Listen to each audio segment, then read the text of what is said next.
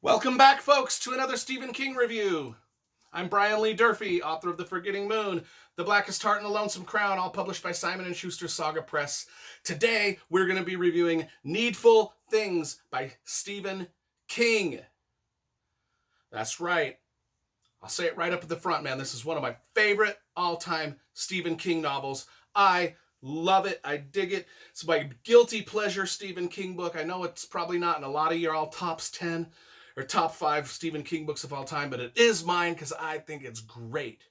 I think it's absolutely great. And let's talk about it a little bit. As you know, if you've been following my Stephen King reviews, I've been reviewing every Stephen King novel in order of publication. From Carrie all the way down, we're to Needful Things now. I think we're something like 33 or 34 books into his career, and we're at Needful Things. And I was excited for this one because, man, I love this book. I loved it when I first read it when I was younger, and I've reread it several times since. Like I said, man, it's a great book. Now, one thing, let's get just one thing out of the way. If you've been following these reviews, you know that this little shrine I've made myself to Stephen King for these reviews, if you've been following my reviews on YouTube here, you know that this little area of my library has become haunted. Weird stuff happens. I don't know what's happening during my review, but then I rewatch these reviews on YouTube and I see just weird stuff happen. I'm like, sometimes the set falls over, which is obvious. I'll notice that, but other times there's like things flying through. Things are on fire that I don't know where that are on fire. I mean, we got these Funko Pops, these Motley Crue Funko Pops, especially the Vince Neil Funko Pop. It just does weird shit. Sometimes it'll just float and hover and fly around. And I'm really concerned about this shrine has brought some sort of evil down into my house. We tried exorcising it in the last video. It didn't work. So we're going to try to get through this video with no weird haunted bullshit, because I'm sick and tired of it. And this is one of my favorite books, and I do not want any distractions as we review it, because I love Needful Things.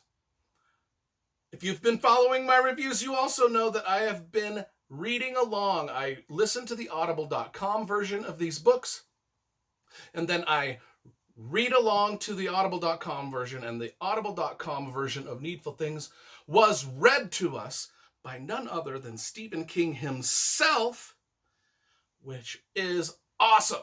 I love it when he does his own Audible narrations. He's got probably 100 books on audible.com. He's maybe narrated a half dozen of them himself, but it's a treat when he does it. I loved his narration. He gets an A+ for it. Stephen King does a great job narrating.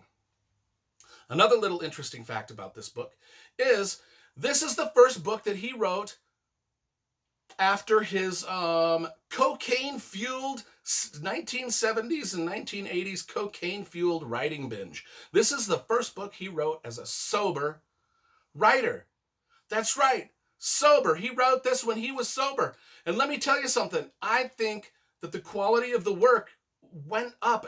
I think that from the Wastelands that I reviewed earlier to some of the other Stephen King novels, there was kind of a lag because I think the cocaine and the drug use was getting to him. And I'm telling you, this is a step up from that. It worked out great. I loved this book. No more drug-addled Stephen King stories. Now we're getting some sober stuff, and I think he rocked it. I think he rocked it with this. Another little fact, this is the last Stephen King novel ever set in Castle Rock.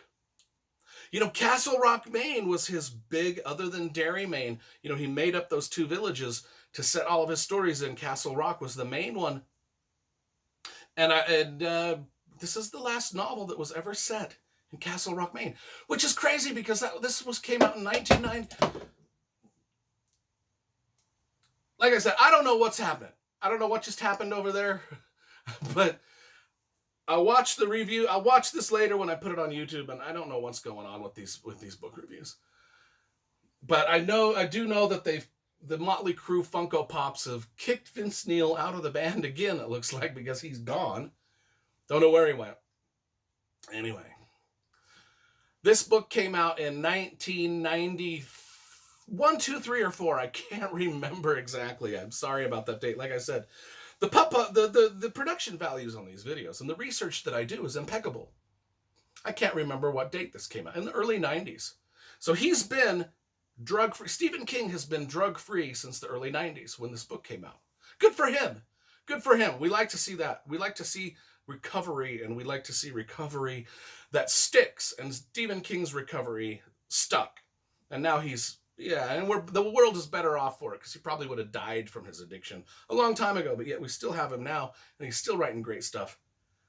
A plus, Stephen King, for your drug rehab recovery.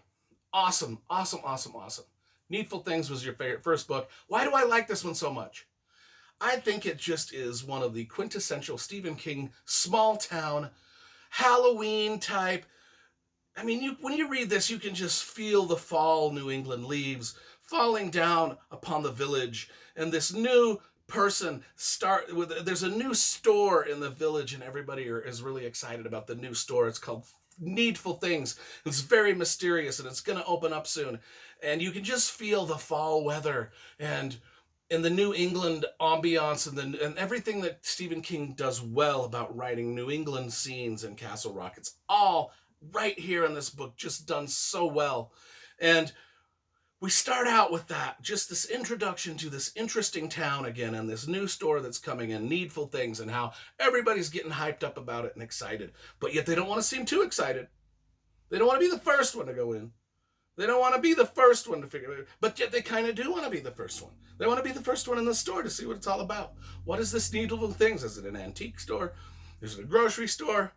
Is it a firearms store? Nobody knows. It just says it's a store, and it's coming, and then we get this kid walking down a street, and he sees the store, and he's like, "Wow, hell with it, I'll go in, I'll see what it is. I'll go in and see what it is. It says it's open. It wasn't supposed to be open today, but it says it's open, so I'll go in." So he goes in, and he meets one of my favorite villains of all time that Stephen King does. Favorite villain, Leland Gaunt, the owner of Needful Things.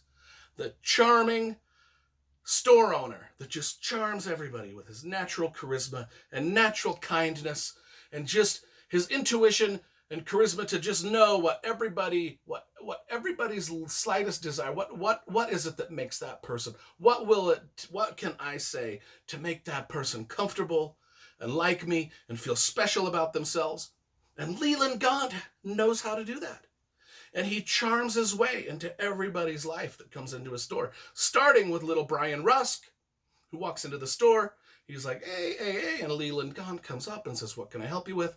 This is sort of a specialty store. We deal in specialty stuff. Like whatever your heart's desire, maybe we have it." And little Brian Rusk says, "Well, I'm a baseball fan, and I like baseball cards. And there's this one baseball card that I can't really find." And lo and behold, Leland Gaunt has it. Not only does he have it, but he's got the exact little card that Brian wants, but it's signed by the baseball player to Brian. And it's like, oh my gosh. And Brian's like, "This has got to be so expensive. This is one of the most expensive baseball cards in the world. And it's signed to me. Like, what are the coincidences?" And he's like, "I can't afford this." And Leland Gaunt says, "Oh, you can afford it. You just have to do whatever I ask you to do. When I need a favor, you do the favor for me." And the kid's like, "Cool." And he goes off. And then the next person comes into Needful Things, some ladies, and every person that comes into Needful Things, Leland Gaunt just happens to have the exact thing that they're dreaming of owning. Just whatever little thing that they've always wanted to have. He has it. And the price is cheap. $40 for that thing you've always wanted. But on top of the $40, because I'm giving you a bargain, because we know it's way more than $40. For that thing you want, that your heart's desire, it's way more than $40. But I'll let you have it for $40 if you do me a favor down the road. And he starts getting all these people doing all these favors for him. But all the favors that he gets people to do for him, kind of like little practical jokes on the neighbor. Or you go do this, you go mess up this thing on this neighbor's yard. Or you go say this, or you go do that. But what happens is over time, all these people that have made this deal with Leland Gaunt, they're starting they're starting to get on each other's nerves in the town, and the tension in the town is starting to amp up, and people are starting to get pissed, and there starts to be fights. And then here comes our main protagonist, Alan Pangborn. And if you followed some of my other reviews, you know Alan Pangborn is the police in Castle Rock, Maine, and he's been in a lot of other Stephen King stories, Sundog, The Dark Half, a few others, and he's the sheriff, and he's the police, he's the 5-0, and he's like, God, all this stuff happening in my town seems to stem from this store. And so he starts to get a little suspicious of Mr. Leland Gaunt, and so he's, up in Leland Gaunt's business all the time. But Alan Pangborn has a girlfriend named Polly Chalmers, and she has been in and out of Leland Gaunt's store, and she owes him a bunch of favors because all she wanted was some sort of medicine to cure her arthritis, and nobody's been able to cure her arthritis until Leland Gaunt gave her this sort of elixir that fixed her arthritis. But now our policeman, his girlfriend, is in cahoots with Leland Gaunt, our bad guy, and things just spiral out of control in this book in so many delicious ways. I just absolutely adored the characters, Leland Gaunt, the bad guy, all the people that were coming into his store and doing favors for him, and the favors just started to get more outrageous and dangerous, and it just spirals into Stephen King funhouse horrorland, and it is magnificent. I cannot tell you how awesome this book is. That's it. That's my review of Needful Things. If there was a Needful Things in my town, I would go in and ask Leland Gaunt for a Stephen King set that would just behave itself for once. Some Motley Crue Funko Pops where the Tommy Lee and the Mick Mars and the Dickie Six didn't kick the Vince Neil one out in every video. I don't know what's going on. I need a Needful Things shop in my life. I would do whatever favor Leland Gaunt wanted. If Leland Gaunt wanted me to just, irritate the hell out of all of my neighbors, I'd have no problem with it. If he'd just fix my set here. So I could do some book reviews without looking like a moron in all of them. I don't know what it takes. Folks. Needful Things. Oh, man. Like I said, this is my guilty pleasure Stephen King novel. I know it doesn't land in most people's top 10 Stephen King books, but it certainly lands in my top 10 Stephen King books. I freaking love Needful Things, and I'm going to give it 10 stars out of 10 stars. I rate things 1 through 10. This is a 10. Straight up Stephen King masterpiece. 10.